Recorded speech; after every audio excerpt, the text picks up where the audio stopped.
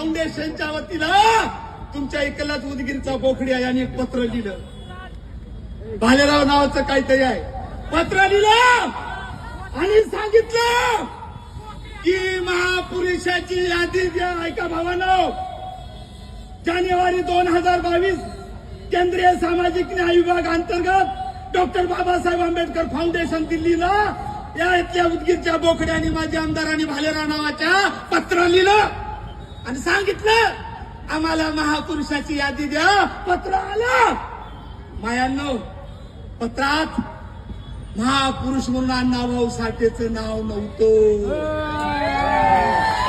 मग मला द्या जे चाटे क्लास.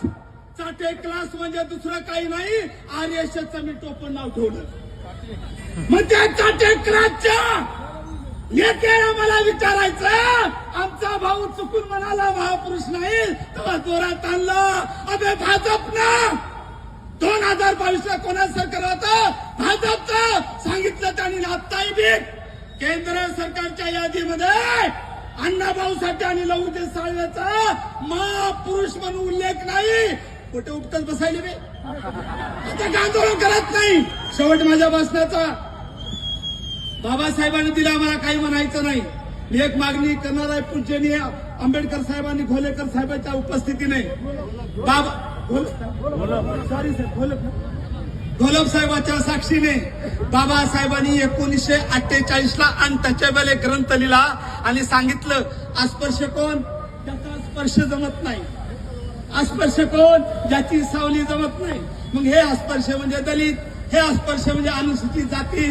त्याचा चाटे क्लासचा एक नेता कसबे, विष्णू कसबे, भाषण माझ्याकडे डाउनलोड आहे. त्यांनी सांगितलं मग साधा नाही, अरे पाटील मांगाचं तोंड बघल्याशिवाय घराच्या बाहेर जात नाही, तो अस्पर्श असू शकतो का? मग मी नाही, विष्णू कसबेने सांगितलं हिंदूच्या घरी कोणताही कार्यक्रम असो, अरे त्यातली सजावट, त्यातलं तोरण मांगाच्या हाताने बांधून घेतात. विष्णू कसब्यांनी सांगितलं हिंदूंनी कोणती पंगत ठेवली तर पहिला माग जेवण्याचा आंबेडकर साहेब, घोलप साहेब हा मांगाचा असतो. तिन्ही गोष्टी बघितल्यानंतर मांग अस्पर्श नाही हे सिद्ध झालं आणि त्यांनी सिद्ध केलं. म्हणून विष्णू कसब्यांचं म्हणणं बरोबर असेल तर या ठिकाणी अनुसूचित जातीमधून मांगाला बाहेर काढा, हा दादासाहेब शेळके मागणी करतो.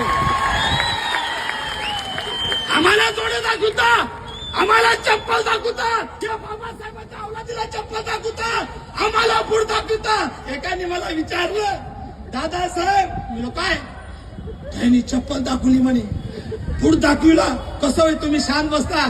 मी म्हटलं येडाय, मी म्हटलं येडाय. अरे ज्याची लायकी चप्पल उचलायची आहे ते चप्पलच उचलेल ना.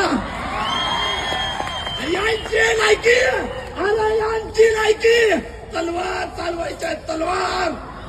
आणि म्हणून मी परत एकदा विनंती करतो, मला बोलीला माझा नंबर लागते की नाही काही तर म्हणजे तुमच्या ह्याच्यात तुम्ही लय आगावा खुली मारली नाही. मला बोलायचं अजून छक्के चौके मारायचे होते. परिस्थितीचं भान राखून